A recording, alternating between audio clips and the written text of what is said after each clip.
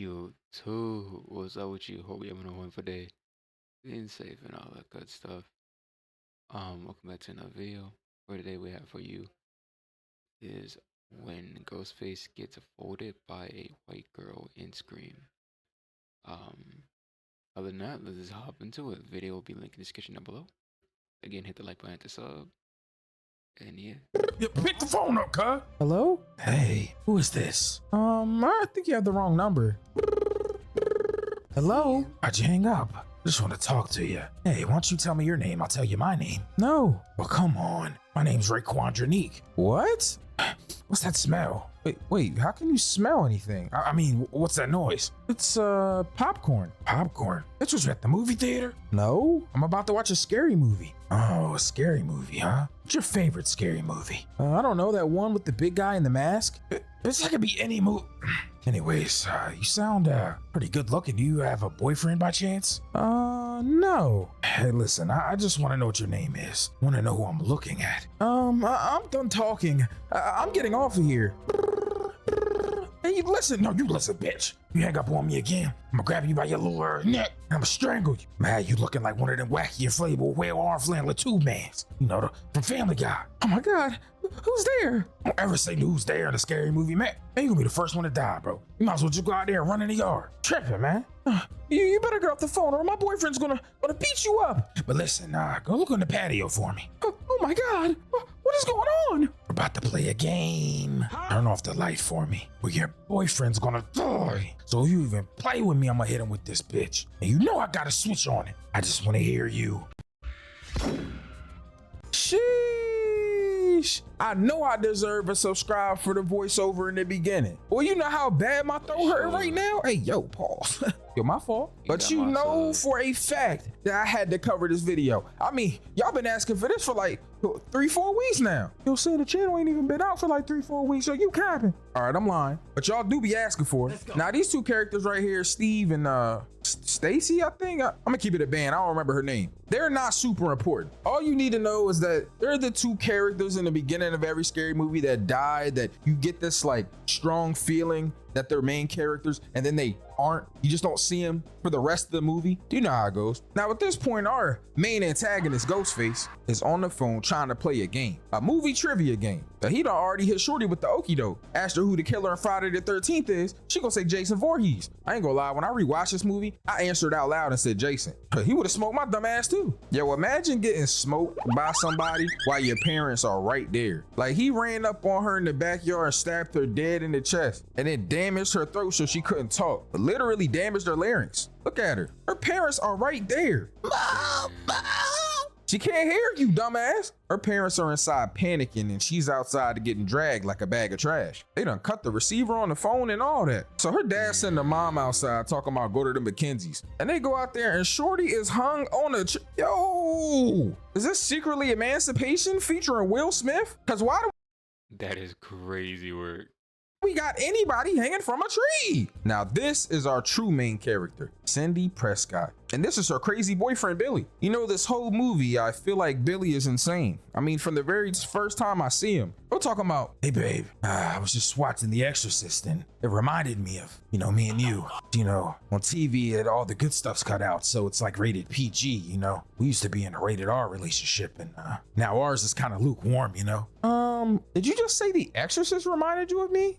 That's besides the point. Yo, I ain't gonna lie, when you really break it down, Billy literally left his house in the middle of the night because he was quote unquote bored. He says that later, by the way. And he sneaks in her window only because he's horny in the middle of the night and he trying to get some action in. Bro is a true gooner. I mean, at least he didn't stay at home and beat his meat. But what kind of creep goes and sneaks in the window to get a little peep at his girlfriend's titties? And he ain't even know she was gonna show him those. Bro just got lucky. Anyways, the next day they all go to school and there's cops everywhere, news channels everywhere, because 2 kids just got murdered last night. Why is Sydney dressed like a mascot for Gap? Like she got the most generic teenage boy outfit on right now. Now this is Sydney's best friend, Tatum. She's like the big blonde bimbo with the big titties that's probably going to get killed in a funny way during the movie at some point. Anyways, True. they call Sydney into the office to ask her a bunch of questions, and then they all meet outside and discuss what happened. Now, this is Stu and Randy. Randy works at a movie store. He's kind of the like dweeb character that knows all about the horror movies and for some reason has a very keen sense for who the killers are, except for the twist that he obviously didn't see coming. Now, Stu, he's just a douchebag. I have no other things really to say about him besides he's probably going to be in a frat when he gets into college. That's the vibe I'm getting. Anyways, they discuss what happens and Stu is having no tact at all. Over there making fun of the situation, making light of it. You know, rewatching this movie, it was very obvious who the killer was. Now, Sydney ends up going back to her crib. She tries to pass some time because Tatum's going to come pick her up after 7, supposedly. Now, is she really going to be there at 7 to pick her up? Probably not. No. Is Tatum a black person in her past life? Is she on good timing? Probably. But that's besides the point. Anyway, she turns the TV That's on, like I said, to crazy. pass the time. But it's just a bunch of news people, including Gail Weathers, the GOATs, talking about what happened. Now, some of you may or may not know this if you've already seen this movie or not. But Sidney Prescott's mom died basically a year ago. She got R-worded, aka grape, aka one of the most disgusting crimes to possibly commit, aka if I could hit a button and kill all of them right now, I would. And then she got killed. Anyway, Sidney goes to lay down and ends up falling asleep. That is insane. I did not know that when I watched this movie. Crazy. She wakes up and Tatum late as hell. She gets a phone call. It's gonna be a couple hours or whatever. Don't worry, I'll be there soon. And then she gets another call. And you know exactly what that means. Hello? Hey, Sydney. Oh my God, is this Randy? You know Tatum's on the way there, right? Stop being weird, Randy. No, I'm not being weird. This isn't Randy. Anyways, I'm on your front porch, Sydney. On my front porch? You know what? I'm gonna call your bluff. And Sydney does the most white girl in a movie thing I think I've ever seen by walking outside on the porch. Talking about I'm gonna call your bluff. How about you stay in the house and lock the door? Because what kind of dumbass just goes outside? And she started. Yeah, I'm not gonna lie to you, bro. I would've had doors locked. She's over there picking the nose when I froze that bitch. But hold up, my idea is to, even if it was a joke or something, my first mind goes to, oh, let me make sure everything's locked just in case. You know what I mean? I start looking at the windows, start looking at the doors, start locking the basement, making sure that shit locked. I'm not gonna lie to you, ain't going back down that bitch. So like, hey, make sure that shit locked, right? And then making sure I have like a weapon or something close by to me. That's what even for a joke or something, I gotta make sure you safe. Digging in her nose talking about, what am I doing? So she about to hang up. And bro says, you hang up on me, you're gonna die. Just like your mother. So she go back in the house, bro, and lock the door. And then the killer pops out. And you know it's time to get busy. Hey, I ain't gonna lie though. Then he was putting up a straight fight until he banged her head on the ground and gave her a concussion. But that's besides the point. Anyways, she kick his dumb ass, go running upstairs. Yo, Sydney kind of fast, bro. I ain't gonna lie. Yo, put a football in her hand. She hit the little trick on the door too, so he couldn't get in there like her dad did. She got on the computer because they cut the line, and she called a 911 on the computer. She kind of going different right now. And right at this time, Billy pops into the room. And what is that? Yo, I ain't gonna lie, bro. This the kind of phones they had and paid in full, because what the fuck is that? Yo, they couldn't even play Snake on that joint. Anyways, the fact that he climbed into the window and then dropped the phone made Sydney feel like he's the killer. So she go running downstairs and, oh, it's my guy, yo, my man Dewey. Yo, Dewey really fire, I ain't gonna lie. That's probably my favorite character in the whole Scream series. Anyways, he's standing there with a Ghostface mask and they end up arresting Billy. Billy screaming, talking about he ain't do it. Sydney, please, I didn't do anything. So they put him in the back of the squad car, carry him off. And Tatum and Sydney end up leaving. Now, I ain't gonna lie, Gail pop up, and I could tell that her and Sydney, they got some history, I ain't gonna lie. So they go to the police office, bro, and they questioning this. I'm not gonna lie to you, I can't watch this movie while thinking about horror movie. Because I mean, horror movie. I was about to say scary movie. It's horror movie. Wait, is it scary movie? Fuck. I can't remember right now. But just understand that like when they say Doofy, only thing I can think of like Officer Doofy. You know what I mean? But like in my head, it's water gun, funny, goofy, Doofy. You know what I mean? And like the phone dropping just reminds me of the movie too. So like, damn. And then it was supposed to be a knife and gloves as well, but dude Billy about what happened. And he's like, yo, listen, just call the phone company. Look at the logs. I ain't called nobody. I ain't killed nobody. Hey, you know what? I'm not buying it, bro. You look insane. First off, he looks like he doesn't sleep well. Secondly, he got one of them little like gel down swoops. And then thirdly, why did he turn around and give Sydney the evil eye like this? Like, yo, bro, fix your face. Anyways, Gail pop up at the police office and she trying to get in. She acting like she's special. Ain't nobody about to let you in. Now they end up telling Billy that they gotta hold him until they can get the phone records. Obviously, they got to double check to see if bro was the killer or not. And Dewey pop up and he tell the sheriff, hey look, I found this outfit. You can get this for $5 from anywhere, bro. Spirit Halloween, trick or treat. Anyways, the sheriff tells Deputy Dewey to go carry him out the back and get him out of here. But Gail got the bright idea to check in the back and she ends up seeing him. Probably worst thing she could have did, because Sydney wasn't playing with her. What happened? Are you all right? Oh no, Tatum, it's okay. She's just doing her job, right? How's the book? It's gonna be out later this year. I'll send you a copy. And Sydney hit her with the crazy right hook. I mean, God, shit, God. Really knocked her dumb ass out, bro. I ain't gonna lie. Yo, she punched Gail so hard, I know she broke a couple knuckles in her hand. Anyways, they pop back to Tatum crib. And somebody calling Sid. Now Sid is like, yo, is it my dad? And Tatum mom like, nah, somebody else. She get on the phone and, hello, Sydney. Oh, your innocent boyfriend doesn't have a chance with you. Looks like you fingered the wrong guy, like me in high school. What? Pause. So we get off of the phone and all that. Dewey come running downstairs in his underwear with a Glock 9. Like, hold on. Do they got corn Chex Mix at breakfast? Who is eating that? Anyways, they end up going to school. Dewey tells her that they pulled the call logs and it wasn't Billy that made them calls. So they let him go. Bro, it's every newscaster in the world harassing her right now, especially Gail. Except for Gail's in the truck fixing her big bruised eye. You stop right there. Please just talk to me. You owe me. Oh, my mother. Your mom's murder was the hottest court case. Somebody had to get it. What's your problem? Cadwary's in jail. He's gonna get the gas chamber. That's not gonna help anything. Your mom's dead and the book's coming out. You know what, Gail? My problem was that you called me a liar. Well, I feel like you falsely identified someone. No, he took my mom and he raped her and then he killed her. There was blood on his coat. Yeah, there was blood on his coat that you seen someone wearing. But he was drunk that night. It could have been anybody with that coat on. Oh no, not so sure anymore. So at this point, it looks like there's a killer still on the loose and you got somebody wrongfully accused that's in prison. Anyways, that's beside the point. Sydney is getting completely messed with at school. There's literally dudes running around with the Ghostface mask and costume on. Dudes is tripping right now. Anyways, she ends up running right into Billy. And Billy like, man, I ain't do it. I was in jail, remember? It shows her his fingertips that have a bunch of black ink on it. Now, keep in mind before I talk about this next part that Sydney has just been traumatized completely, chased by a murderer and almost died. And this dude is talking about himself right now. And I just feel like, I don't even got my girl no more. You ain't give me no Gucci in like a year, man, since your mom died. Like, man, you can't bring your mom back. It's like, my mom, she got divorced. You know what I'm saying? They not coming back. Bro, I just love the improv. The improv. Okay, listen. Words is just not coming to me today.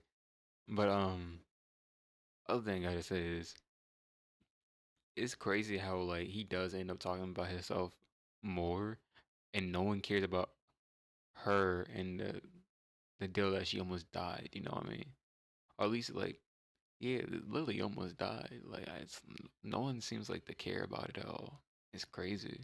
Foreshadowing. Anyway, Sydney goes to the bathroom. Oh yeah, you remember the principal, by the way? He expelled 2 guys because they've been running around with masks on. I don't know why that's important, but it happened. Anyways, Sydney's in the bathroom and she hears 2 girls completely going in on her, talking about how she's like mom and she's all delusional now because her mom was a slut. They called her pathetic and dipped out, saying that she could be the killer, which is crazy. Now, Sydney starts hearing stuff in the bathroom, and at first she thinks it's, the air conditioner hissing, but then she hears her name getting whispered again and realizes that there's probably someone in one of the stalls. Now, the reason why she couldn't see their feet is because they're standing on the toilet, but then she sees the boots. And right then she realizes, yo, I gotta get up out of here because this killer's about to try to do me in the bathroom. And that's probably the worst place for me to get smoked at. Like, you about to kill me in the bathroom? I'ma smell like trash, dirty toilet water, and tampons. Anyways, Gail's trying to get information. So she tries to do the whole, oh, I'm cute. Please like me, Dewey. Please let me manipulate you thing. The thing that like really attractive women do to guys that aren't as attractive and they don't have a lot of self-esteem. But she actually ends up liking Dewey and she's a pretty good person. So it works works out in the end. Now, because of all the tragedies that's been happening at school, the principal has announced that everybody there has suspended classes. This makes Stu get all excited and talk about an impromptu party at his house that night. Anyways, the principal keeps getting knocks at his door, and he's like, oh, let me open the door during a serial killer outing and see what's going on. Yo, was that Freddy Krueger right there? Yo, his name Freddy, got the Freddy sweater on? Oh, because it's a Wes Craven movie. Yo, I ain't gonna lie, that's fire. I ain't gonna hold you. Anyways, he's trying to find out who's been knocking on his door, but he can't find anybody in his office, except for in the one place that he didn't look, because he's a fucking idiot. Behind the door. Oh my God, why are you stabbing me? Before I die, tell my wife I'd never loved her, and she smells a little. Now, Tatum and Sydney's at the crib having a conversation, and Tatum is giving Sydney some information that she probably didn't want to hear, that she thinks her mom's a whore. Well, I think your mom, she was a little bit of a skis, and after a while, it's like. That is crazy, bro. That is so crazy. Can y'all let it rest? That is so crazy. Imagine you go through this crazy, almost death experience, right? Well, pretty much a death experience, right?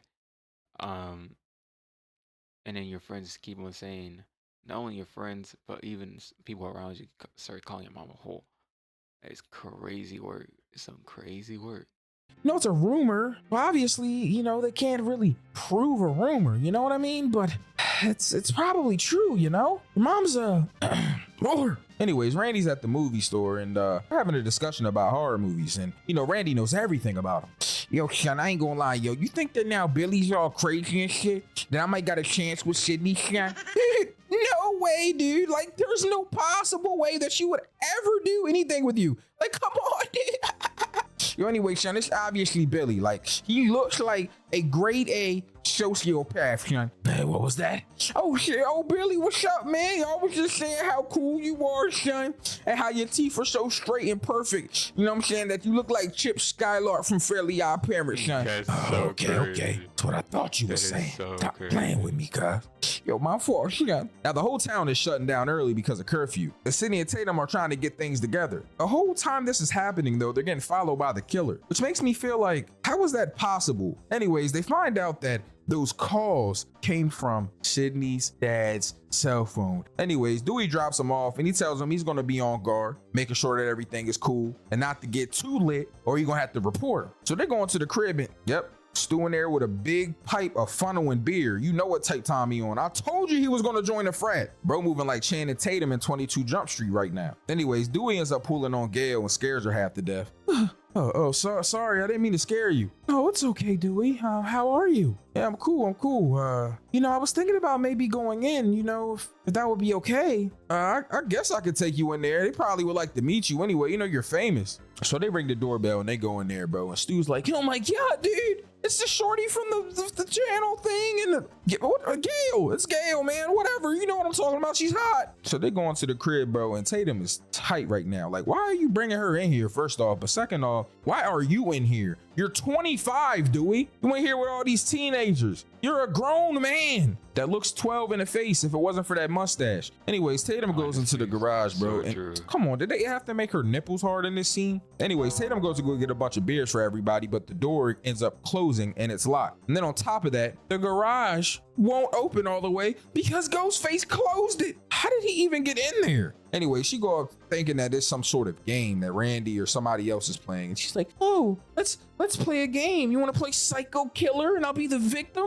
Ain't no game, shorty. That's why he just pulled a knife out and cut your arm. Yo, I ain't gonna lie. They be punishing Ghostface. Like, he's probably one of the most clumsy killers, bro. She hit this dude with a freezer door, threw 2 bottles of beer at him, and he done collapsed. Why did she try, instead of, I don't know, beating the killer up while she had him on the ground? Why did she try to crawl out of the cat door? Anyways, as soon as she climbs in there, you knew where this was going, bro. Her head gets caught. And then he opens the shed door and her neck slams into the top of it. And right as this happened, guess who comes to the front door? If you guessed Billy, then ding, ding, ding, ding, you're right. So Gail set up a camera in the van, but there's a 30-second delay. This is going to come back later and be very important. Just hold on to that fact. Anyways, Billy goes upstairs to talk to Sydney, and they're having this whole discussion about everything that's going on. And Sydney folded like a wallet. Bro, she went in there and folded like a Pilates class. She folded like fresh linen. I mean, she folded like anything that folds. Origami, my nigga. And she got folded like a pretzel, bro. He took her virginity. The number one rule of scary movies is don't lose your virginity. Randy tried to tell y'all that. You know I love you, right, Sydney? Where'd your accent go? My fault.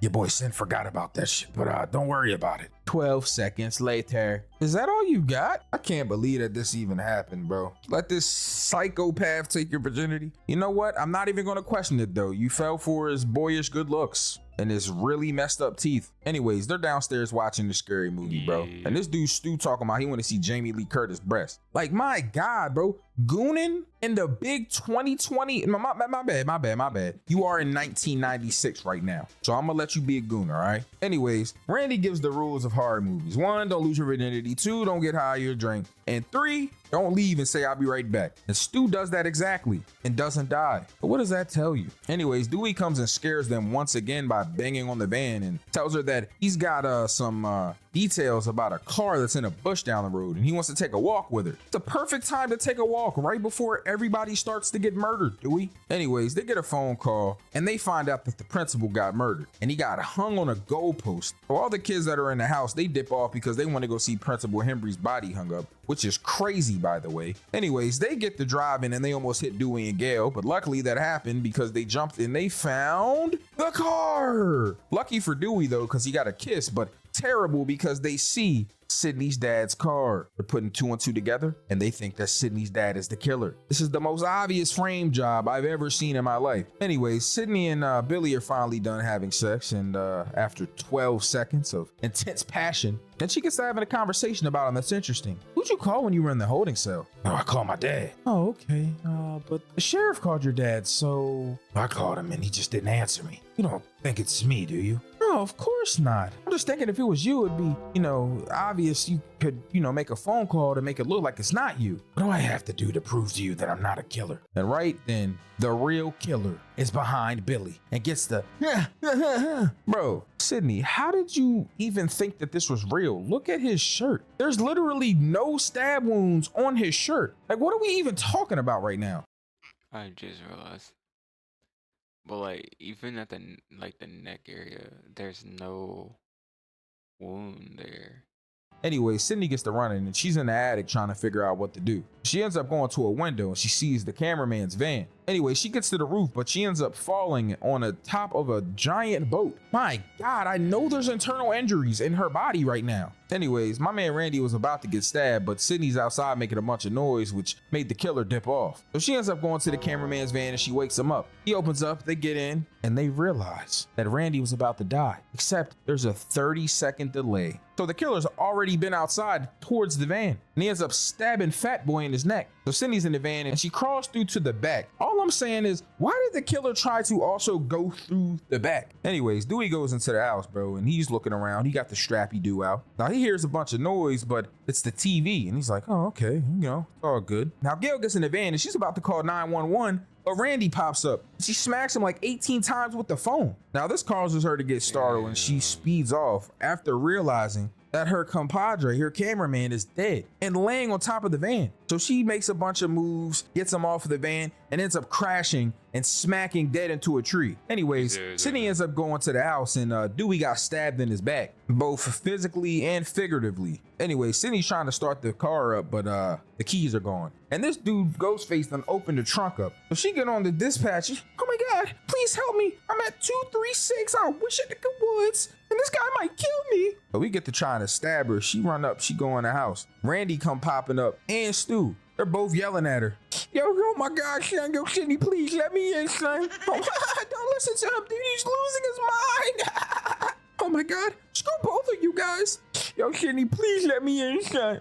Like, come on, son, real shit right now. Like, he's gonna kill me out here. And right in this moment, you see Billy climbing to the steps. So he come popping out. He end up falling down the steps with no wounds in his chest. Once again, Sydney. But you know what? You're stupid, so you don't see that. Now, he done got the gun from you. He done opened the door, and he shoots Randy in his shoulder while quoting somebody from Psycho. And did he just lick corn syrup off his finger? Anyway, Stu's in the house. And the twist. They're both the killer. Oh my God. Who didn't see this coming? Anyways, they're taunting her with the voice changer. And they're explaining their little game to her. That they ask people questions, and if they answer it wrong, they die. If they answer it right, they die. Now, Sydney wants a motive, all right? And That's basically, so they're just like, oh, we killed your mom because she's a whore. But really, it's because your mom was screwing my dad. And that's the reason why they got divorced and she abandoned me. Anyways, so they got the idea, right? They done framed her dad. They got him tied and gagged up